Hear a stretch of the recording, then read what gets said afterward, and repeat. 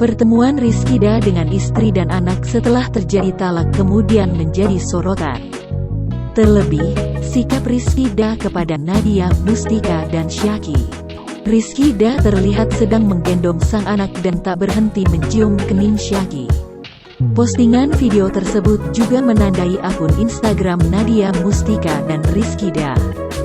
Sambil mengenakan kopiah, Rizkyda tampak telaten mengendong buah hatinya bersama Nadia Mustika. Saat sedang menggendong dan mencium Syaki, suara wanita terdengar memanggil Rizkyda dengan sebutan Abi. Suara wanita yang menyebut Abi itu diduga adalah Nadia Mustika. Saat disorot kamera, wajah Nadia Mustika terlihat bahagia dengan kedatangan Rizkyda. Namun, Nadia Mustika dan Rizkyda tidak mengunggah kembali Instagram story dari sahabat keduanya di Instagram masing-masing.